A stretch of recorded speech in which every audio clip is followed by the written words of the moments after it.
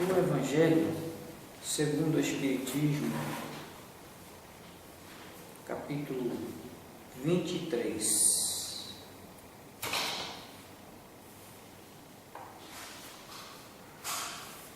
Deixai aos mortos o cuidado de enterrar seus mortos. Ele disse a um morto: segue-me. E ele lhe respondeu: Senhor, permite-me ir antes enterrar meu pai. Jesus lhe respondeu: deixai aos mortos o cuidado de enterrar seus mortos, mas por vós ide anunciar o reino de Deus. Isso está em São Lucas, no capítulo 9, versículos 59 e 60.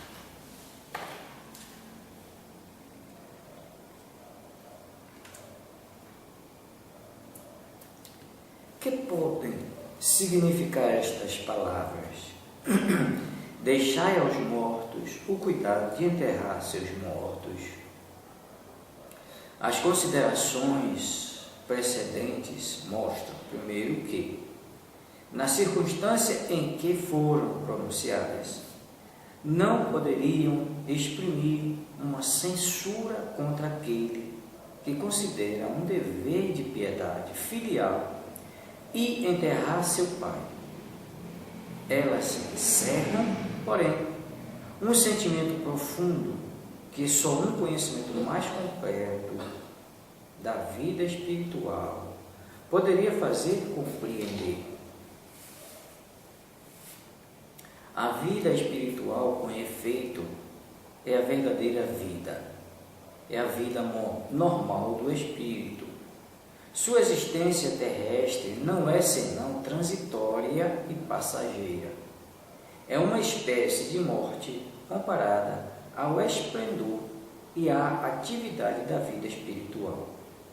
O corpo não é senão uma veste grosseira que reveste momentaneamente o espírito, verdadeira cadeia que o prende à gleba da terra, e da qual se sente feliz de estar livre.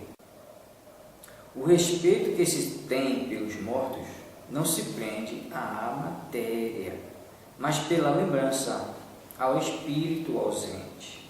É análogo àquele que se tem pelos objetos que lhe pertenceram, que tocou e que aqueles a que amam guardam como relíquias. É o que esse homem não poderia compreender por si mesmo. Jesus lhe ensina dizendo: não vos inquieteis com o corpo, mas pensai antes no espírito, e de ensinar o reino de Deus, e de dizer aos homens que sua pátria não está na terra, mas no céu, porque lá somente está a verdadeira vida. Não vim trazer a paz, mas a divisão. Não penseis que eu vim trazer a paz sobre a terra. Eu não vim trazer a paz, mas a espada, porque eu vim separar o homem do seu pai, a filha de sua mãe e a nora de sua sogra, e o homem terá por inimigos os de sua casa. Isso está em São Mateus, do capítulo 10, versículo 34, 35 e 36. Eu vim lançar o fogo sobre a terra, e que desejo, senão que ele se acenda. Eu devo ser batizado com um batismo, e quanto me sinto apressado que se cumpra. Creis que eu vim trazer a paz sobre a terra? Não, eu vos asseguro, mas ao contrário, a divisão, porque de hoje em diante, se encontram 5 pessoas numa casa, elas estarão divididas umas contra as outras, 3 contra 2 e 2 contra 3. O pai estará em divisão com seu filho e o filho com seu pai, a mãe com a filha filha e a filha com a mãe, a sogra com a nora e a nora com a sogra. São Lucas, capítulo 12, versículo 49 a 53. Foi Jesus a personificação da doçura e da bondade, ele que não cessou de pregar o amor ao próximo, quem pôde dizer: eu não vim trazer a paz, mas a espada. Eu vim separar o filho do pai, o esposo da esposa. Eu vim lançar o fogo sobre a terra, e tenho pressa que ele se acenda. Essas palavras não estão em contradição flagrante com o seu ensinamento? Não há blasfêmia em lhe atribuir a linguagem de um conquistador sanguinário e devastador? Não há nem blasfêmia, nem contradição nessas palavras, porque foi ele mesmo quem as pronunciou, e elas testemunham a sua alta sabedoria. Somente a forma um pouco equívoca não exprime exatamente o seu pensamento, o que fez com que se desprezasse seu sentido verdadeiro. Tomadas ao pé da letra, tentariam a transformar a sua missão toda pacífica numa missão de perturbações e de discórdias, consequência absurda que o bom senso faz afastar, porque Jesus não poderia se contradizer. Esse está no capítulo 14, número 6. Toda ideia nova encontra forçosamente oposição, e não há uma única que tenha se estabelecido sem lutas. Razão da importância dos resultados previstos, porque quanto mais é grande, mais fere interesse. Se é notoriamente falsa, se julgada sem consequência, ninguém com ela se preocupa e deixam-na passar, sabendo que não tem vitalidade. Mas se é verdadeira, se repousa sobre uma base sólida, e se entrevê futuro para ela, um secreto pressentimento adverte seus antagonistas de que é um perigo para eles e para a ordem das coisas em cuja manutenção estão interessados. Por isso, cai sobre ela e seus partidários.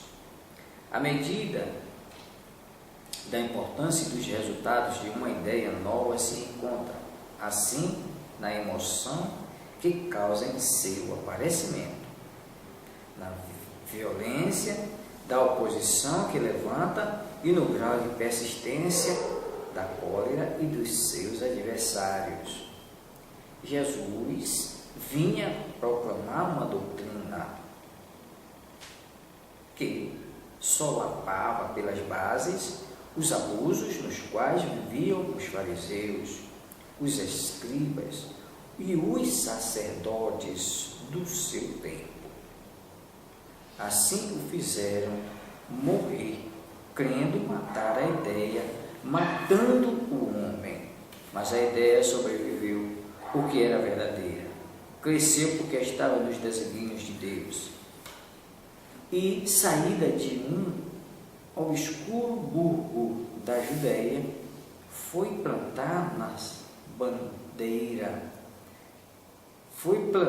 sua bandeira na pátria capital do mundo pagão, em frente dos seus inimigos mais obstinados, daqueles que tinham maior interesse em combatê-la, porque ela derrubava as crenças seculares, que muitos tinham bem mais por interesse do que por convicção. Aí as lutas mais terríveis esperavam seus apóstolos.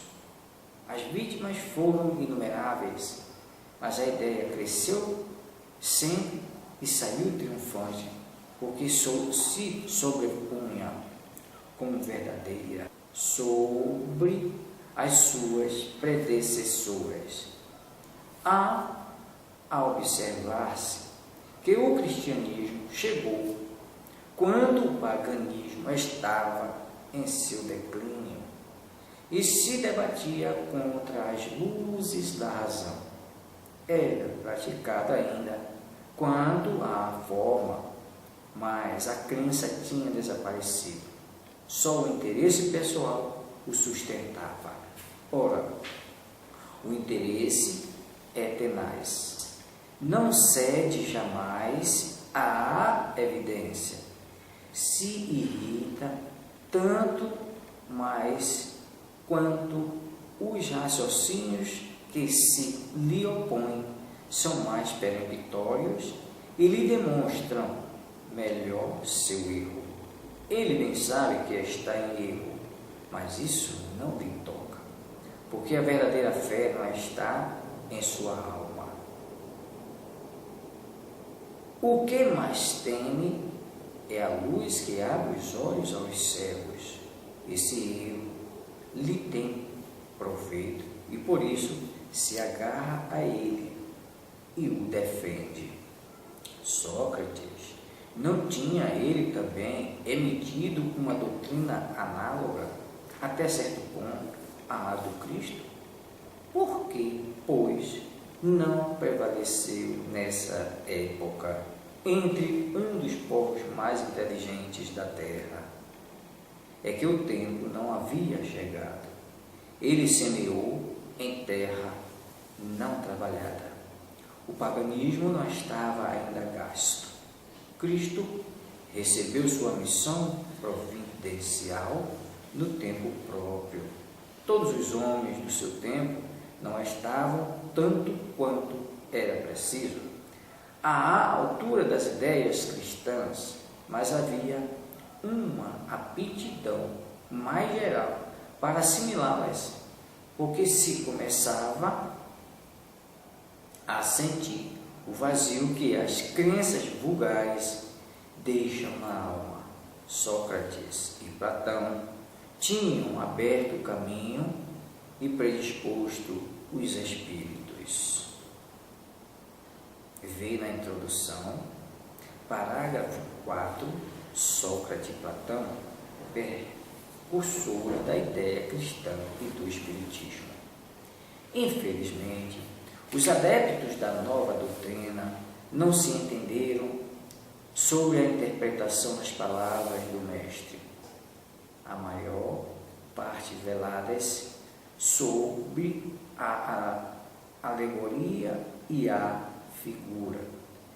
Daí nascerem, desde o início, as seitas numerosas que pretendiam todas terem a verdade exclusiva e que 18 séculos não puderam pôr de acordo, esquecendo o mais importante dos divinos preceitos, aquele do qual Jesus havia feito a pedra angular de seu edifício e a condução expressa de salvação, a caridade, a fraternidade e o amor ao próximo.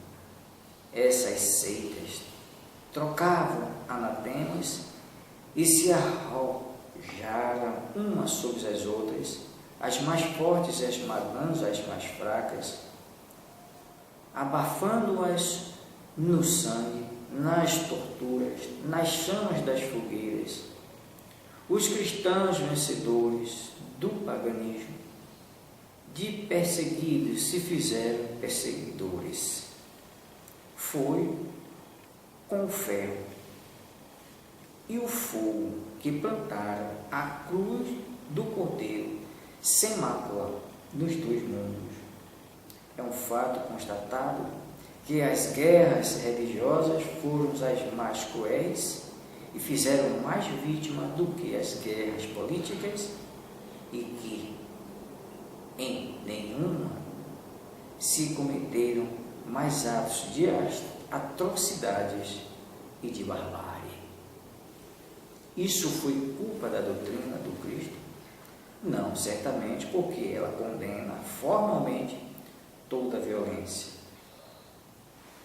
Ele disse alguma vez a seus discípulos: ide matar, massacrar, queimar aqueles que não creem como vós? Não, porque lhes disse, ao contrário, todos os homens são irmãos, e Deus é soberanamente misericordioso. Amai o vosso próximo, amai os vossos inimigos, fazei o bem àqueles que vos perseguem. E lhes disse ainda: quem matar pela espada, perecerá pela espada. A responsabilidade não é, pois, da doutrina de Jesus, mas daqueles que a interpretaram falsamente e dela fizeram um instrumento para servir às suas paixões. Daqueles que ignoraram estas palavras: meu reino não é deste mundo. Jesus, em sua profunda sabedoria, previa o que deveria ocorrer, mas essas coisas eram inevitáveis, porque eles se prendiam à inferioridade da natureza humana, que não podia se transformar de repente. Seria preciso que o cristianismo passasse por essa longa e cruel prova de 18 séculos para mostrar toda a sua força, porque, malgrado todo o mal cometido em seu nome, saiu dela puro. Jamais foi posto em causa. A censura sempre recaiu sobre aqueles que dele abusaram, e cada ato de intolerância sempre se diz: se o cristianismo fosse melhor compreendido e melhor praticado, isso não teria ocorrido. Quando Jesus diz: não creiais que eu vim trazer a paz, mas a divisão, seu pensamento era este: não creiais que a minha doutrina se estabeleça pacificamente. Ela conduzirá a lutas sangrentas, das quais meu nome será o pretexto, porque os homens não me terão compreendido, ou não terão querido me compreender.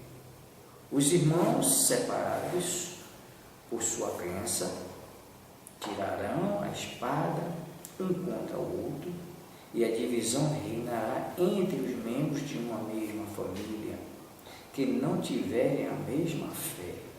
Eu vim lançar o fogo sobre a terra para limpá-la dos erros e dos preconceitos, como se coloca fogo num campo para nele destruir as más ervas, e tenho pressa que ele se acenda para que a depuração seja mais pronta.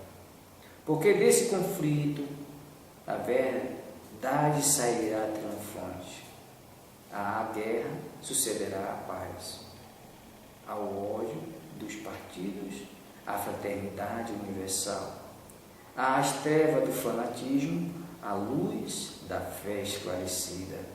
Então, quando o campo estiver preparado, eu vos enviarei o Consolador, o Espírito de verdade, que virá restabelecer todas as coisas.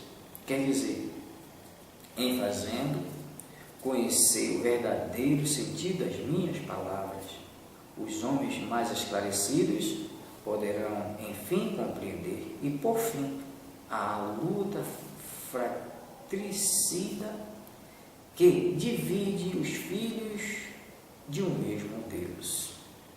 Cansados, enfim, de um combate sem resultado, que não arrasta atrás de si senão a dissolução e leva a perturbação até ao seio das famílias, os homens reconhecerão onde estão os seus verdadeiros interesses, para este mundo e para o outro. Verão de que lado estão os inimigos e os amigos da sua fraternidade, da sua tranquilidade.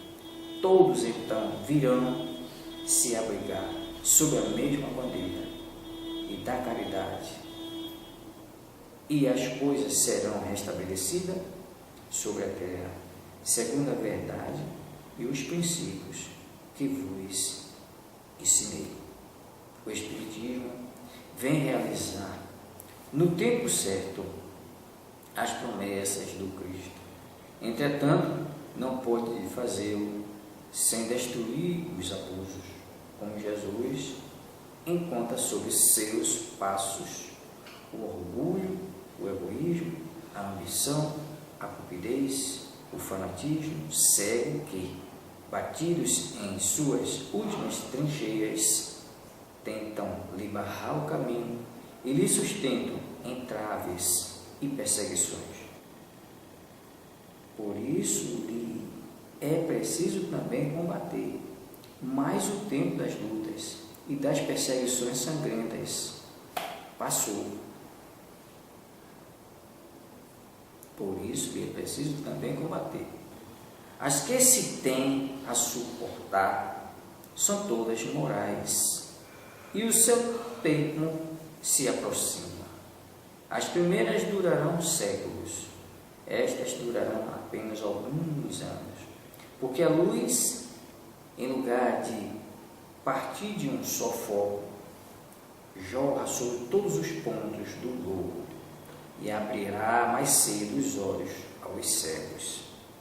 Essas palavras de Jesus devem, pois, entender-se como as cóleras que ele previa que sua doutrina iria levantar, os conflitos momentâneos que lhes iriam ser a consequência, as lutas que teria que sustentar antes de se estabelecer, como ocorreu com os hebreus, antes da sua entrada na terra prometida, e não com um desígnio premeditado da sua parte, de semear a desordem e a confusão.